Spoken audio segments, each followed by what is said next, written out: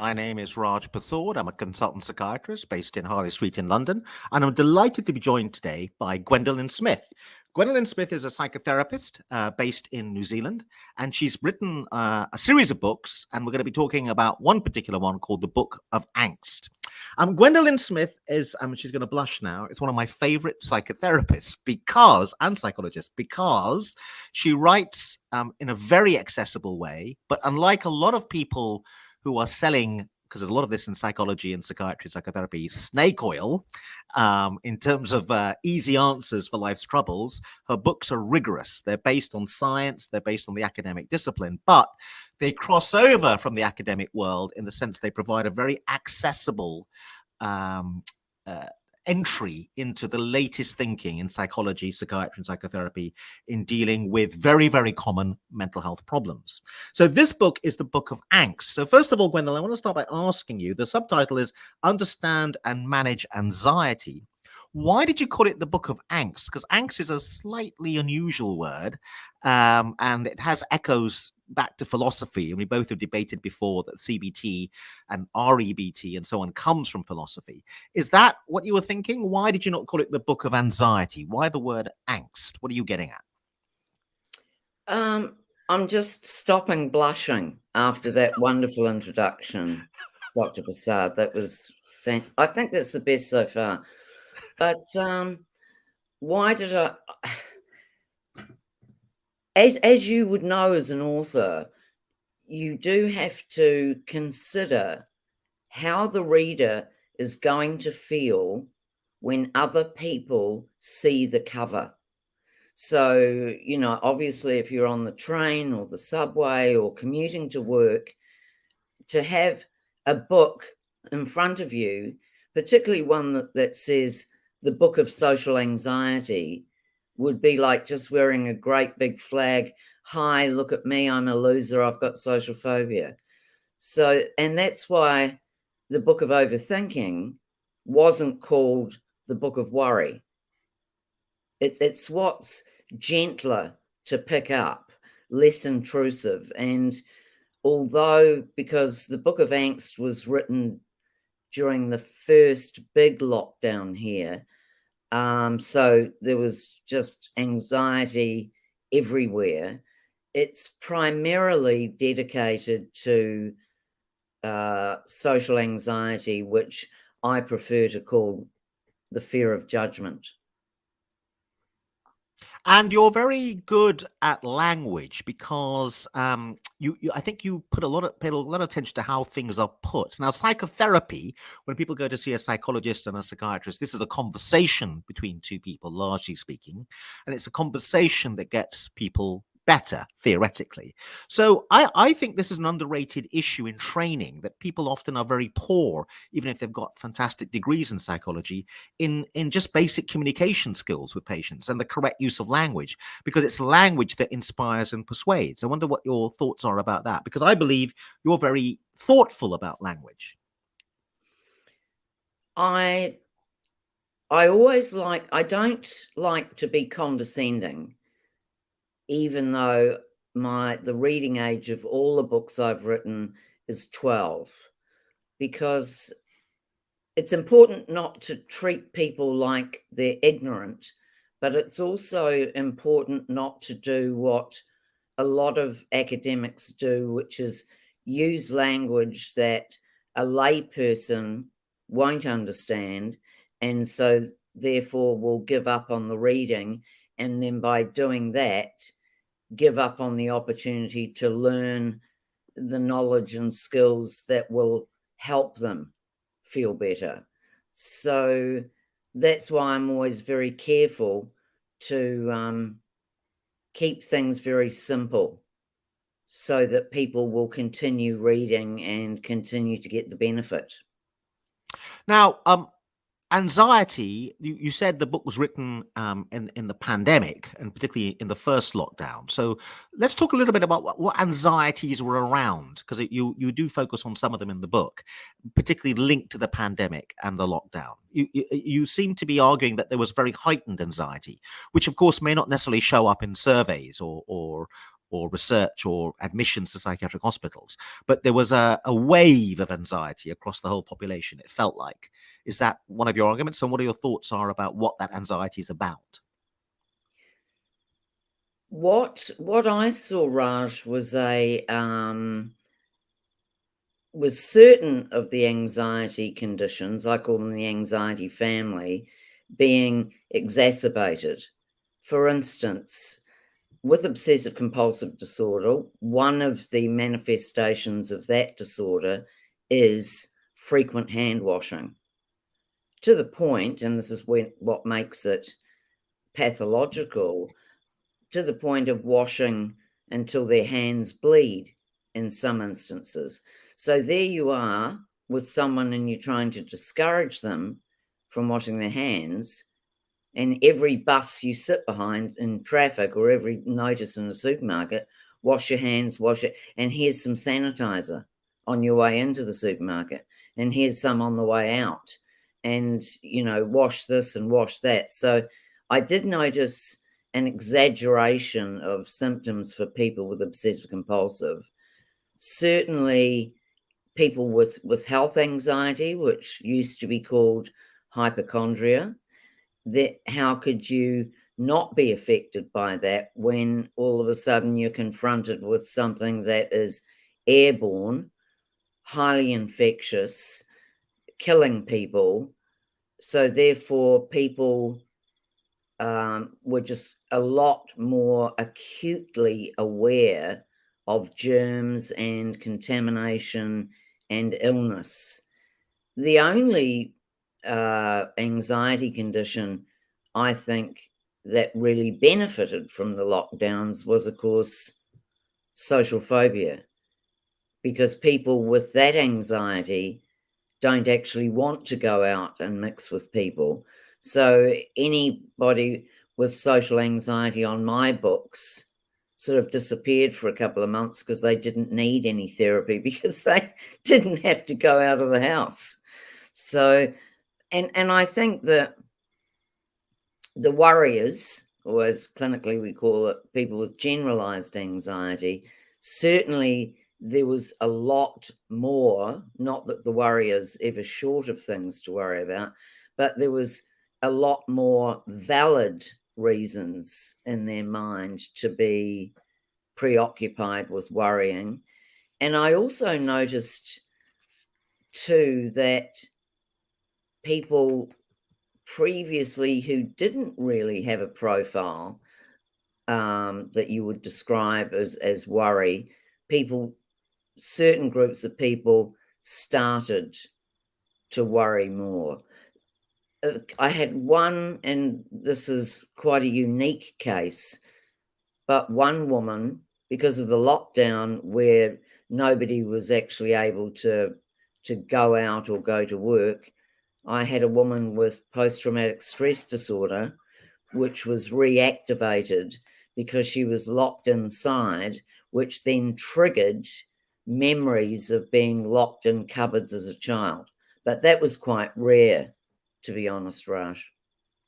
So let's talk a little bit about social phobia, which doesn't get talked about a lot, but possibly is the commonest anxiety disorder. And there's a sense in which maybe we all suffer from a bit of social phobia. Now, the other thing that I think was very interesting about the lockdown is all the behavioral modelers and so on thought that the population would break ranks and not conform to the extent the population ended up conforming. I mean, the population, generally speaking, across the world, were incredibly obedient in terms of observing the lockdown, observing rules, wearing face masks, and so on. And one theory as to why that was comes back to social phobia, that we were afraid of the judgment of others. We strongly felt that we're going to be judged negatively by others if we don't obey the rules. So social phobia is about this fear of evaluation, fear of assessment, fear of negative judgment from other people. And there is an interesting evolutionary psychology theory that one of the things that most socially phobic people can't do is make eye contact, and they're actually afraid of being stared at by people. They're convinced that when people are looking at them intently, what's going on in other people's heads is negative judgment.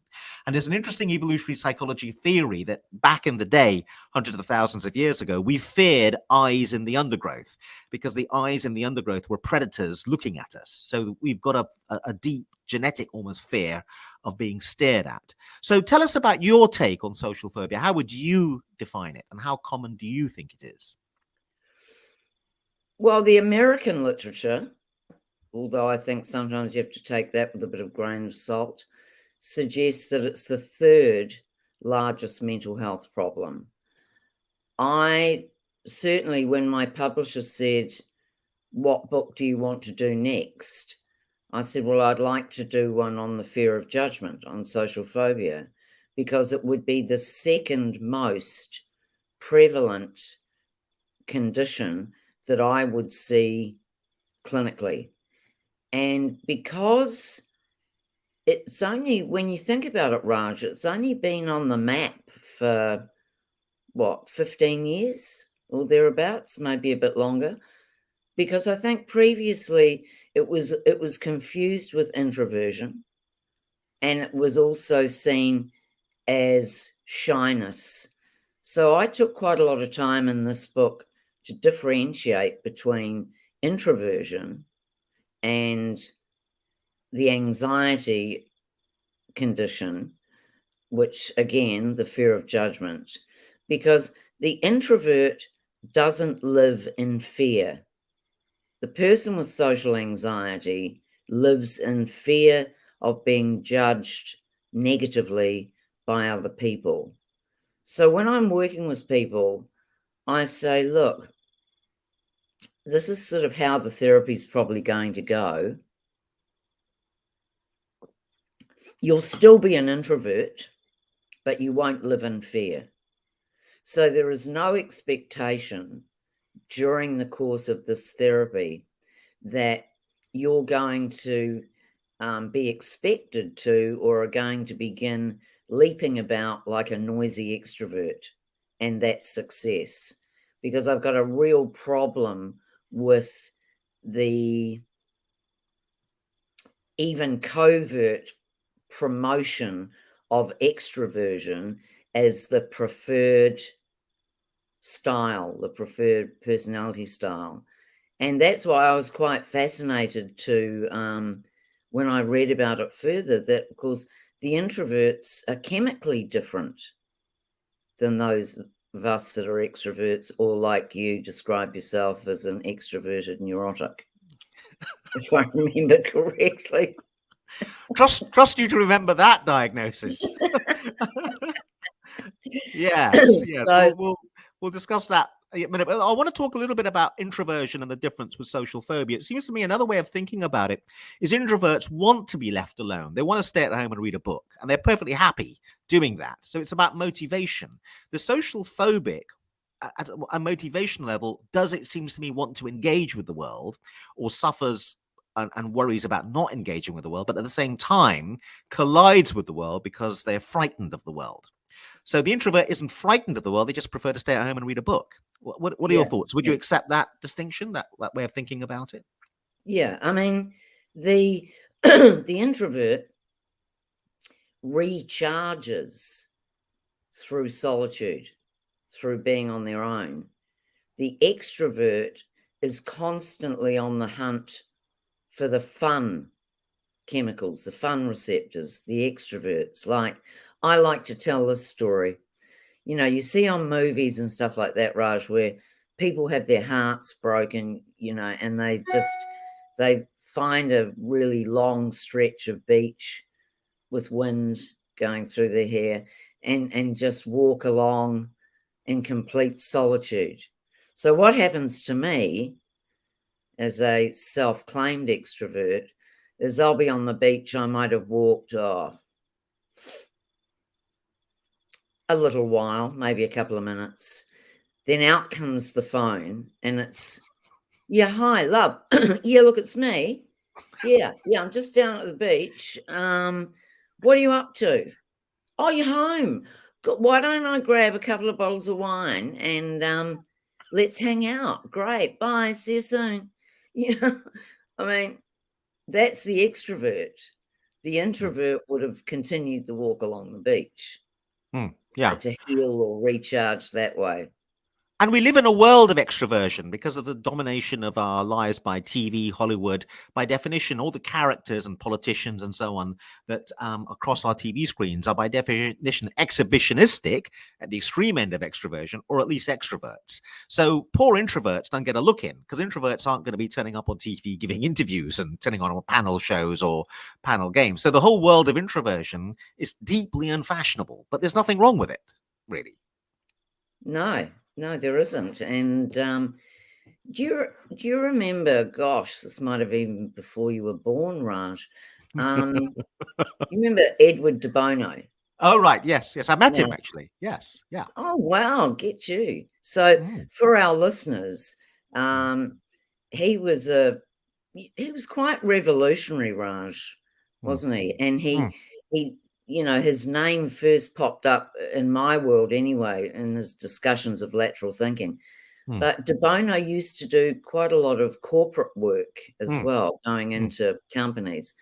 And he did this fabulous experiment where he went in, observed a meeting, just your ordinary work in progress, with the extroverts running wild, peacocking, dominating, etc.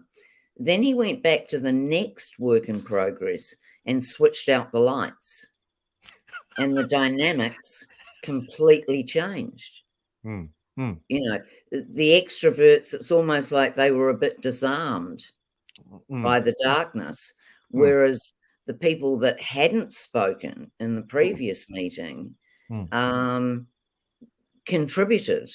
And I think it's an interesting little experiment, because the assumption that the introverts that say nothing have got nothing to say is just nonsense. Yeah. By the way, people can do that experiment for themselves, not in a creepy way, but there's a chain of restaurants called Dans le Noir. I think there's one of them in London, where you're served by blind people, and the restaurant is in complete blackness. And I mean, I really do mean complete blackness, because I've eaten there. Wow. So you have the meal in complete darkness, and they use special blankets and everything to shut light out. And you're not allowed to take your mobile phone in either to the restaurant. So it's complete pitch blackness. So there is a sense in which that is. And what's really interesting, by the way, maybe it's because I'm an extrovert, people talk more to the table next to them in that situation than they would do normally, I think. Maybe that's because it's so dark you can't see where your friends are and work out which table you're at.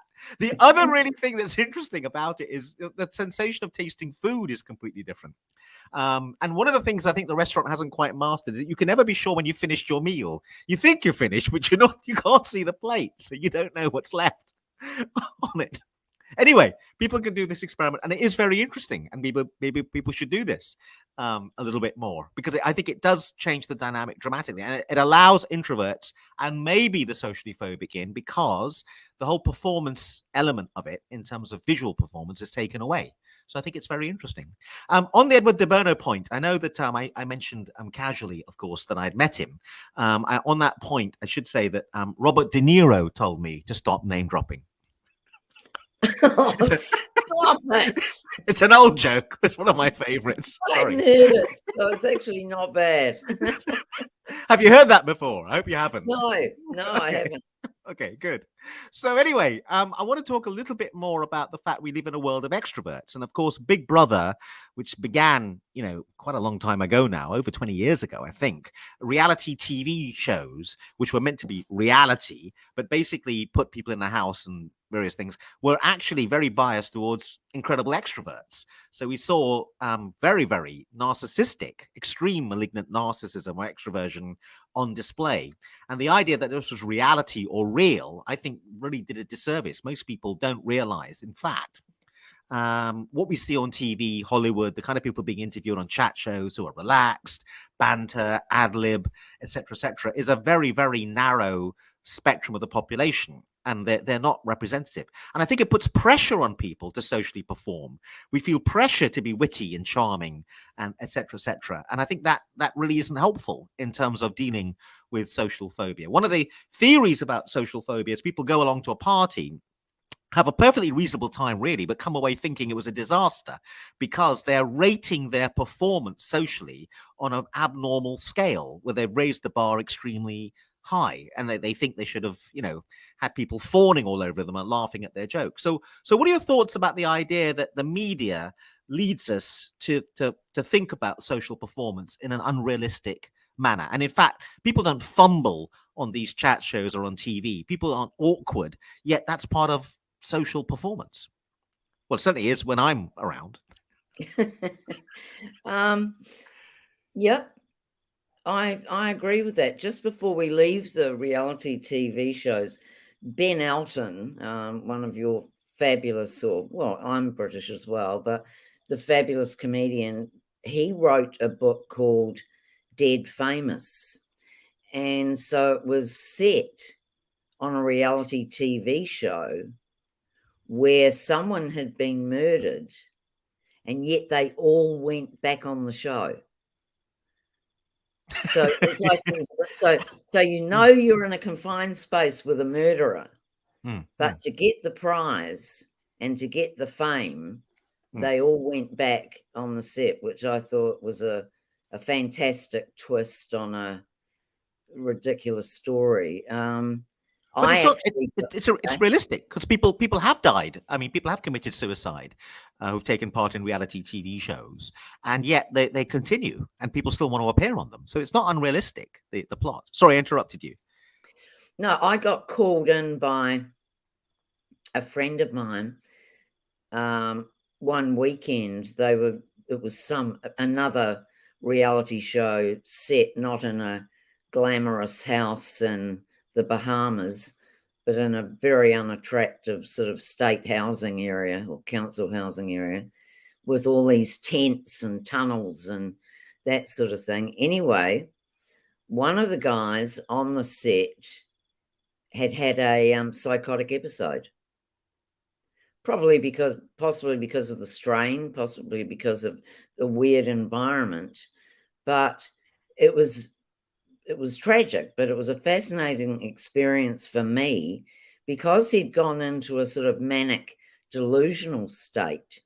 He then became like a messiah type figure, and all of the other contestants were like followers for him.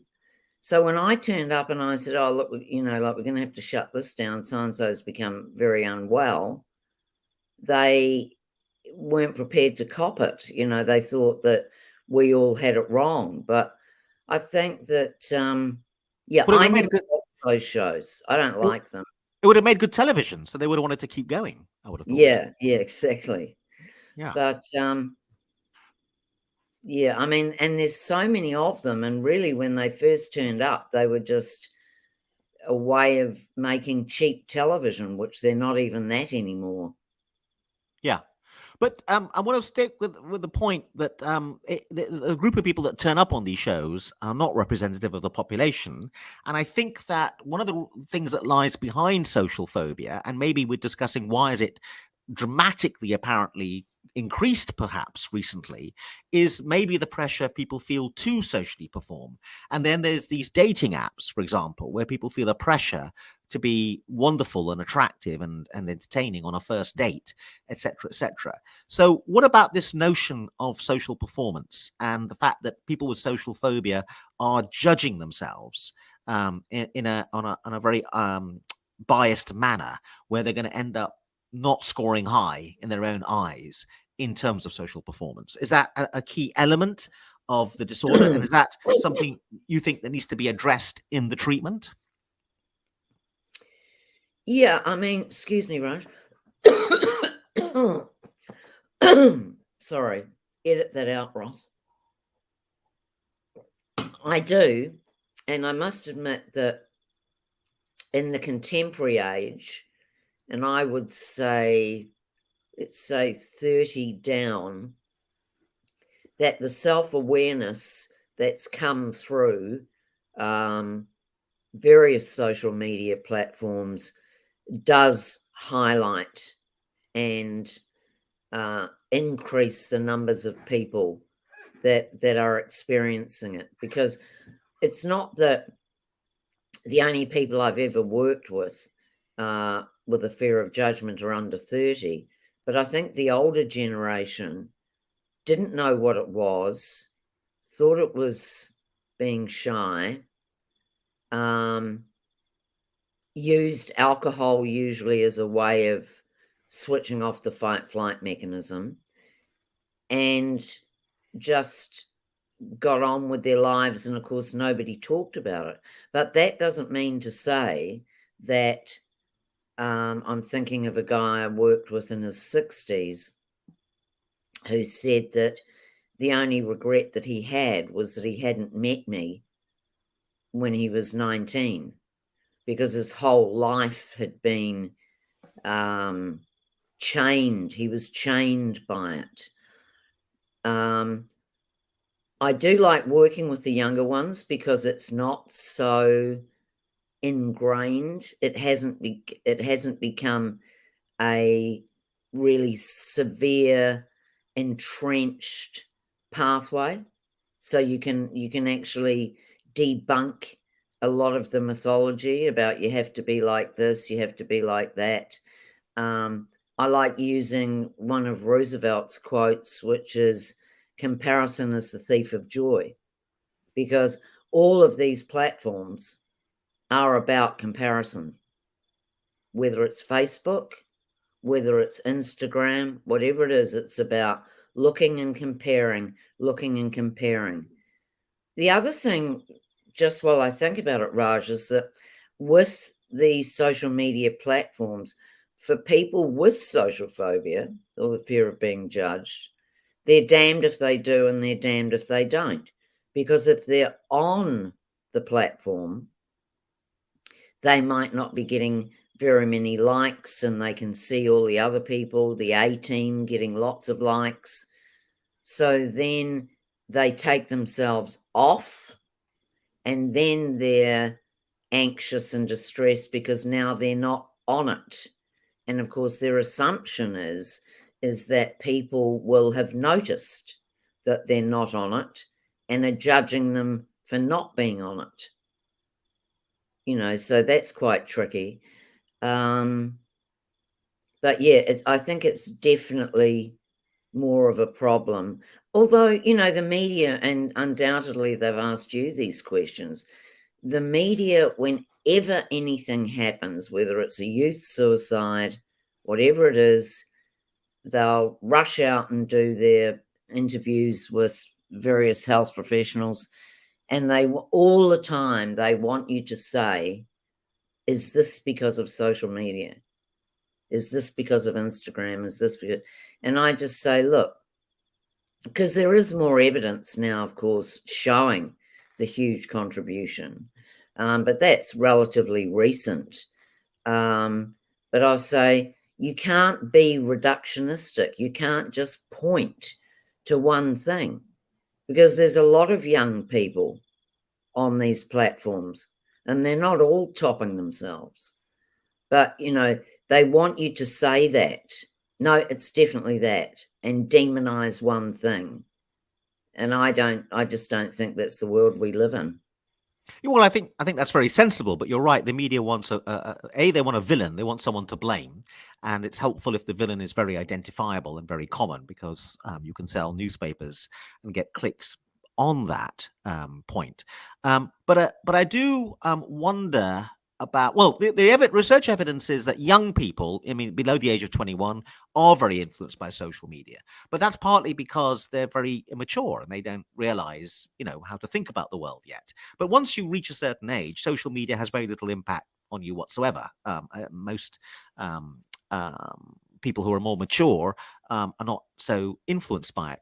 But I want to go back to a point that social phobia and social anxiety is kind of like part of almost all our lives. You go to a dinner party and you feel anxious to some extent about taking part in the dinner party. If someone there is a raconteur and very witty and has everyone laughing and seems to be is very attractive and seems to be the center of attention, we all, or is it just me, begin to feel a bit insecure.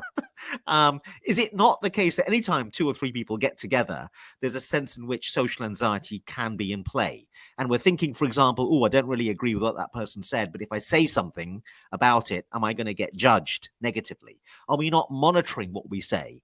Because we're concerned about how it will come over. And as you become an adult and an older adult, you become more skilled at that unconscious thing of monitoring the notion of social performance.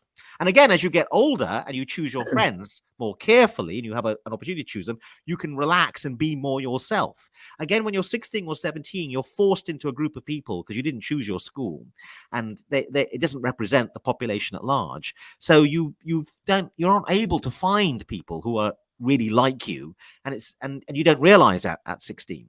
So again, what are your thoughts about this point that to some extent social anxiety, not the extreme form of it, is part of everyday social life? Well, what I was drawn to thinking about while you were describing that is that if you look at the whole concept of approval, now David Burns, one of the cognitive theorists, he measures approval needs. But I tend to split that because there are certain people that are approval seekers. But I think for the bulk of people, what they're doing is they're trying to avoid disapproval. They're trying to avoid rejection. And so therefore, if you look at a social situation where someone doesn't give their opinion, that non-assertiveness, which is very much a function of social anxiety, but with people without social anxiety, to say something and be disapproved of is considered a bit risky. So I think you go into that area, Raj, as well, sort of like, And is it similar to social anxiety? Yes, because most people with social anxiety, one of the common things is not being assertive. But I think in a more general group, it's I don't want to be disapproved of or rejected or seen to be an idiot. So let's talk a little bit about treatment. And I think that you and I, although we both subscribe to the cognitive behavioral model, and that model is about the here and the now, not discussing your childhood so much. And also it's about examining belief systems, what people believe. And you're very good in your books at challenging and examining people's belief systems and challenging it. I tend to orientate myself more along the behavioral element, which is I believe that what really works is experiences, and people have to go and do something. And I'm going to tell you some of the instructions I give my patients and things that they need to go and do. And you're going to run screaming from the room and believe that I'm bullying them and torturing them. But first of all, in terms of treatment, tell us a little bit about Raj, how you just go before about. you go on, they're two of my favourite therapeutic interventions. Oh, right. Bullying. And what was the other one? Beating people. Yes. Anyway, yes, my next book is going to be called "What You Really Need Is a Good Slap." Yeah. the use of violence in mental health care. Anyway, so what are your thoughts about treatment? I'm going to tell you some of the behavioral exercises I instruct my patients to go and do. Obviously, they're free not to do them, but I tend to suggest that that's the treatment. We'll trade some of these behavioral exercises in a moment. But in terms of the thought element, tell us a little bit about your approach. Well, I'm pleased that you brought up the behavioural thing, because with the cognitive interventions, which is looking at the way a person thinks, and myth busting, there's quite a lot of myth busting when you do that. Where you where you end up is this is the leftovers from that cold. Where you end up is that the behavior is the ultimate prize. You know, that the person who could never go shopping for a t-shirt, for instance, can now go into a shop. So with social anxiety in particular, the biggest myth that needs to be busted is that they're a mind reader. The essence, really, if you'd ask me to say, what is the one most powerful cognitive distortion or perceptual distortion that goes on with this particular anxiety, I would say mind reading. Because people not only believe they're reading other people's minds, they'll often say things like, it's amazing, a lot of people come to me because they see me as really intuitive. It's like I just seem to know what other people are thinking and what's going to happen. And I just say, no, you don't. That is not a fact. It's not true. What am I thinking now? I don't know. What's happened to your special gift? Oh, well, you know what I mean. You know, so, so there's that. So mind reading, the warriors are fortune tellers. So you're constantly combating the belief that they can predict the future. And the socially anxious are mind readers. So they're the biggest cognitive things that I would challenge. But then, like I said, the end of the progress is in the behavioral camp. Okay. So let's talk a bit about behaviors in terms of things I ask my clients to do. So one of the things, because we're based in London, so most of my clients come to me are living near or in London.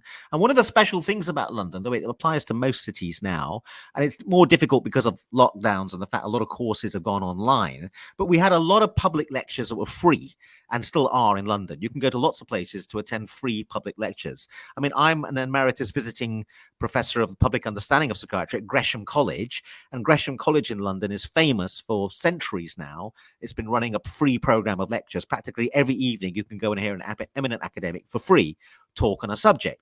So I ask my clients to go to a free public lecture, and the thing that socially anxious people will be anxious about doing is, of course, being in a room full of other people who are attending the lecture, and they'll sit at the back to begin with. So I ask them to go in a graded manner, lecture after lecture, and move towards the front. So, because they're more anxious about sitting at the front, because you're more in the eye line of people, right?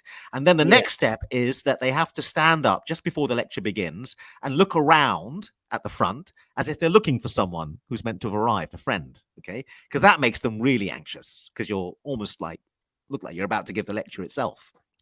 Can you guess what I asked them to do next? Stand on one leg? And juggle?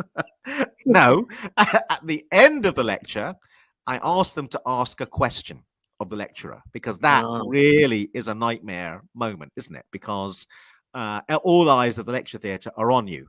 Okay, so I wanted you to see the graded manner. But first of all, before I tell you the final thing I asked them to do, would you agree, be brutal back, that this is a good exercise, or you don't think it's a good one that deals with social anxiety or social phobia? And do you agree that people need to go and do stuff? They need to go and do exercises and homework?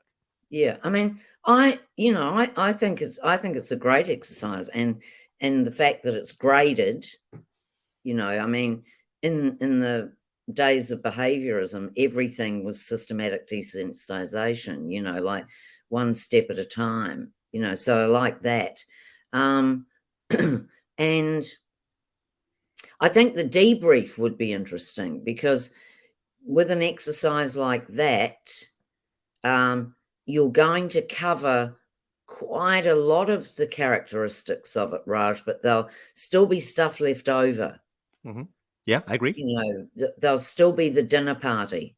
Yeah. Where they're in closer proximity, where people can, and people know them or know of them. Because, see, I have a lot of clients, and, Kiwis, of course, got their reputation for the OE, as they call it, the overseas experience.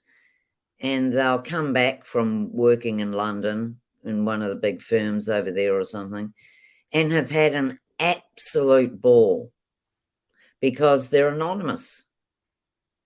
You're moving around London, you don't know anybody, and nobody knows you.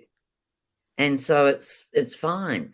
Then they come back to the little sort of isolated island in the South Pacific where you can guarantee if you're sitting in a cafe, at least 2 people in there are going to know the network that you're in. So it's a lot more daunting.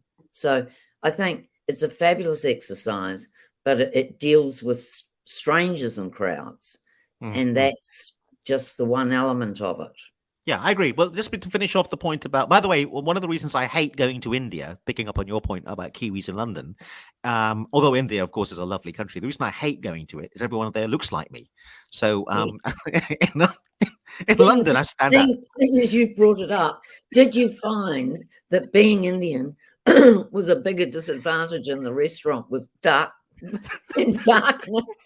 than being dark in a dark room? It was a double disadvantage. Yeah, that's right. You're right. You're right. Raj, excuse me. Yeah, you need to get some more water.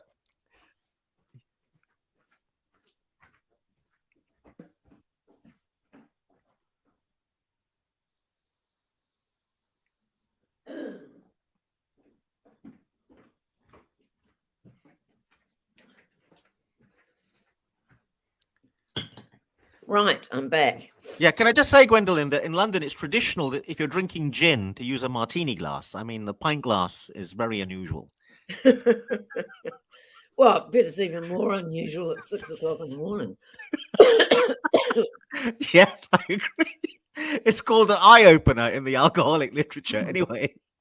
Anyway, so the final point of this behavioral exercise, where we're getting people to confront their fears, which is what I believe is the core of all treatment, action oriented, and this is very unfashionable in my view in the world of psychotherapy. I know CBT is still meant to be the dominant paradigm, but actually getting people to go and do stuff, I still think therapists lag behind on that one because it's the toughest part of the treatment. So going back to my graded exposure exercise, go to a free public lecture, gradually move towards the front. So you're sitting at the front and it would become comfortable. Then ask a question at the end, because always there's usually space and time, and you're really going to stand out. If you stand up as well and announce your name and then say the question, you're really confronting a lot of big social anxiety. But actually, the other nice thing about this exercise is, the lecturer asks, has anyone got any questions? And they're really grateful that someone asks a question, because usually there's a long, stony silence because no one has the guts to. And my patients are always the one asking a question because they've been instructed to. So the lecturer doesn't realize that they should be grateful to me because I helped bail them out. Now, the next step, you're going to run screaming from the room at this one, is after you become comfortable asking a question, you must ask a question that is a disagreement. Disagree with something the lecturer said. And I think that is really top of the hierarchy stuff. Oh, yeah. For a social phobic. Obviously, I don't want you to pick a fight with a lecturer that's meaningless just for the sake of it. I want you to think hard during the lecture and actually find something. It shouldn't be that difficult that you don't fully agree with or you disagree with, and say so. Say, I didn't agree, but do it in a polite manner, obviously. But I didn't agree with this. And I think that is the top of the hierarchy. But what do you think? What are your thoughts about that exercise? Yeah, because that takes us back into the fear fear of being assertive. Oh, I'm really sorry. Take your time, William. Take your time. Take your time. Oh, right. The fear of being assertive, you were saying. Yeah, because see, what I found is that assertiveness was, again, another big part of the popular therapy in the 70s, when behaviorism was ruling the roost in psychology. And to say something, and particularly to disagree with someone's opinion, is a very assertive thing to do. But I have found that people in our Anglo-Saxon culture actually know that's an incorrect generalization, but that people confuse assertiveness with aggression. Because here's another generalization, but you go into a restaurant And if there's a big group of American tourists there, for instance, they appear to be, well, not appear, they are often very loud and abrasive, and there is a narcissistic flavor to the way they interact with the restaurant. And so some people would say, oh no, I don't think I want to be assertive. So I do a line on my whiteboard and I'll say, okay, here's aggression, here's passive, where's assertive? And they'll put it up towards the aggression. And I'll say, no, it's zero, it's neutral, it is right in the middle, it is clarity, it's adult conversation, it's neutral. And that will often shift people's way of thinking. So let's talk a little bit as well about people who may have been socially confident, then an event occurs of some kind and it changes them and they regress back into maybe being inhibited, or they've changed in some way, so they become socially phobic. Because in a way, many of the people we've been talking about maybe at this moment in time were shy always, or always had a problem.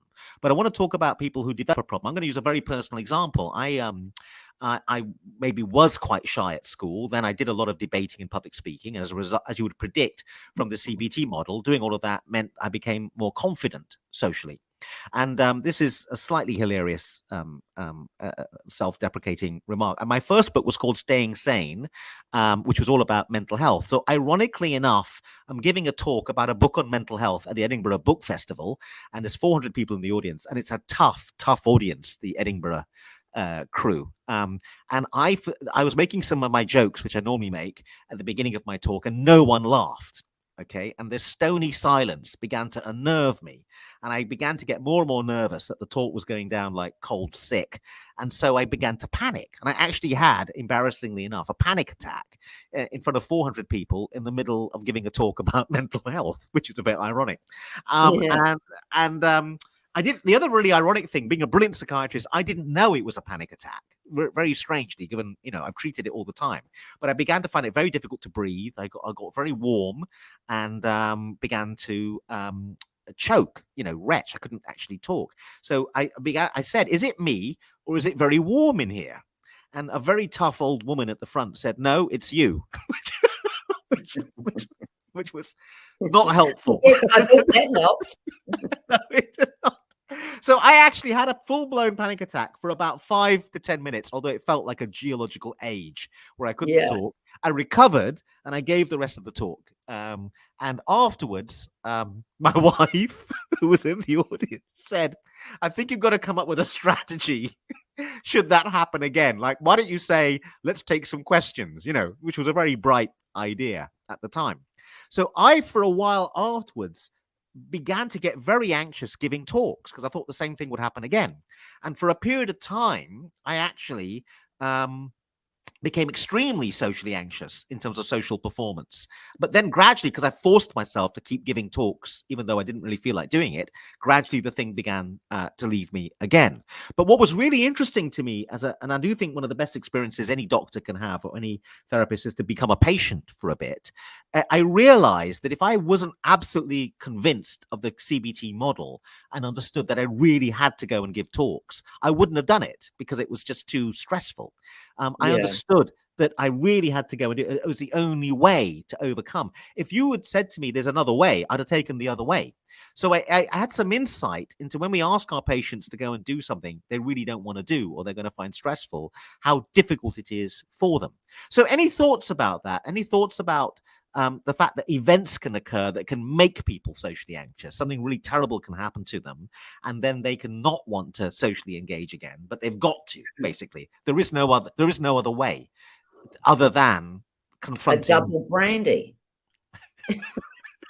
Having me on about having martinis at 6 o'clock in the morning. That is one of the specifications. When I give a talk now, I have my agent sends a long list of requirements: fresh sushi in the dressing room, my own masseurs, and a cocktail mixer, gin and tonic, before I go on stage.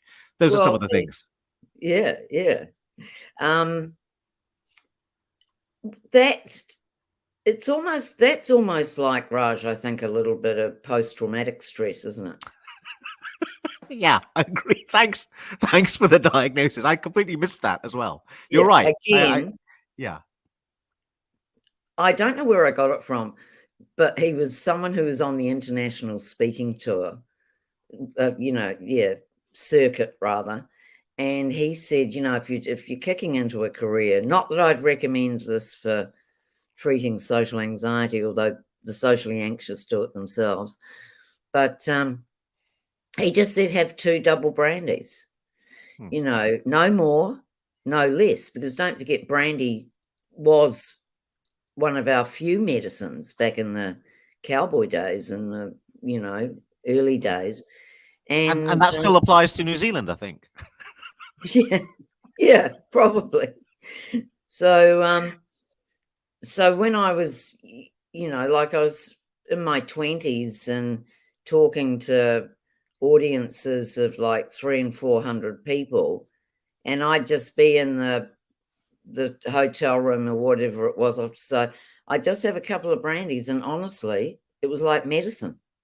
Hmm. I just grooved into it. Not that I'm sort of recommending that, but well, I am recommending it, but off the record sort of thing. But Well, yeah, but there's a deep truth there. There's a deep truth. Why do people drink at parties? Why are social events accompanied by alcohol? It's because everyone's socially anxious, and yeah, alcohol helps people relax and become a little bit more disinhibited. You try and invite people around for a dinner party and say there's going to be no alcohol, and see yeah, what happens, yeah. etc., etc. Why is it pubs Oh, I and never quite restaurants? got rid of that cough, Raj. Don't think I'll be able to make it because I certainly don't want to spread any germs round. In fact, think I might have COVID.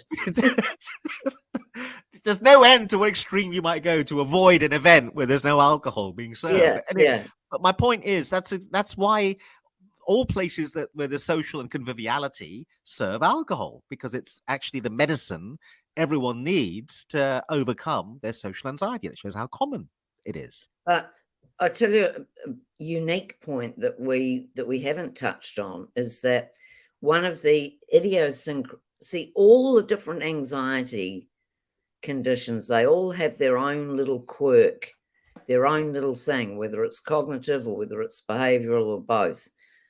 And for the socially anxious, the thing that always will confirm a diagnosis for me is post-mortem anxiety.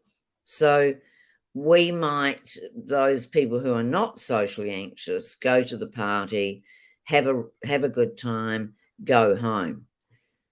For the socially anxious, particularly if they're sort of over lubricating to get through the anxiety, wake up the following morning, they will do a post-mortem analysis of the previous night.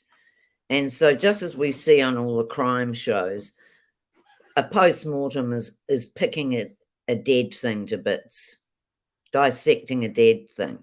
So the party's dead. It's happened. It's gone. It's the previous day.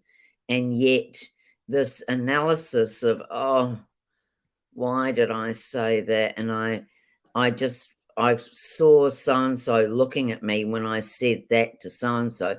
And then I'm pretty sure they went over and told so-and-so that they'd seen me. And this can keep them in bed all day. And this is also why with my younger clients, I just say, look, go easy on those party drugs, like MDMA and ecstasy. I mean, that's why it's an Eccy Tuesday, is that they're still a little bit ripped on the Sunday, then the anxiety kicks in, and a post recreational drug binge for the socially anxious is really hard work. So let's again talk about this post-mortem thing, and then thinking about what other people are doing, talking about us because of the event. Now, because you're a very famous psychotherapist, and psychotherapy, the world of psychotherapy, particularly private practice psychotherapy, is competitive and, dare I say it, somewhat bitchy, and that's the same in psychiatry and psychology over here in London. You're famous. I've become quite well known. We both know that fellow therapists will be gossiping about us in a somewhat negative manner. Um, have you ever been bothered about that? Because in a way that taps into the whole social anxiety thing, or what's been your reaction to that? With age, first of all, I didn't believe that people did that. I didn't actually believe that people wasted their time, trying to do nasty things to other people because of, I don't know, professional jealousy or whatever it was. Then when I realized that it definitely was happening, no, I didn't retreat, but I was a lot more vigilant about where I was and who I was talking to. But yeah, it is weird because it's funny, this sort of, when you said about extroverted neurotic, on this fabulous BBC video I've got on introversion, they now talk about the ambivert, in the middle. And sometimes I want to dress up like a Christmas tree and be really, really loud and extroverted. And then some days I've got an ego the size of your average frog, and I want to hide under a leaf. So, it's funny. I do think we move in and out of, maybe it's a confidence thing, but certainly, no, I can't say that I developed. Oh, I tell you, when I do have a degree of social anxiety is if I've just had a major depressive illness. I always come out of those highly anxious. So I think you've got to be careful as clinicians that you don't label a post-depressive social anxiety as the social anxiety being the primary area of concern. So, I mean, we're running out of time a little bit, but I want to just talk. That's a very important point you just made, that actually anxiety is often a precursor to depression or is a follow up from depression. The two are very closely linked, and yet the anxiety bit is often missed. And vice versa with anxious people, we often as clinicians miss the fact they're probably a bit depressed. What are your thoughts about that? I think they are bedfellows. I mean, it used to be that everything was depression, global burden of illness, the stats, the figures, etc. Depression. But then as the years went by and I became more clinically experienced, when you ask someone to say, well, what have you been doing in the last couple of years before you got depressed? Then you've got this grumbling away anxiety, or an agitated burnout anxiety, as the pathway into depression. So, but I do see depression as the collapse of the system. So one final point I want to discuss is going back to the power of graded exposure and the power of exposure, which is a lot of people don't realize that. And I'm going to put it slightly grandiosely, it can't fail. Once you do exposure, it's one of the few things in psychiatry and psychology that almost guarantees a cure, I think. I met the people who were the basis of the true story that became a big British comedic hit about some people who were out of work who then turned to stripping, men who turned to stripping as a way of making some money in desperate circumstances. And I met the actual original people who were the kernel of the truth behind the true story behind what the film was based on. And they talked about the fact that it was incredibly anxiety provoking taking their clothes off for the first time. They weren't professional performers in any sense. They were just ordinary people who did welding and stuff for a living. And by the 20th time they did it, though, they were completely relaxed about the thing, blasé, to say the least, or even maybe brazen. So what are your thoughts about the fact exposure always works? Sorry to pun on the word exposure there, but graded exposure. Do you agree? Yeah, let's face it, Raj, before the sort of sexy cognitive side turned up, that's what we were all doing. It was all behavioral. You know, it was like there was so much emphasis on behavior, it was like people didn't actually have a thinking brain, you know.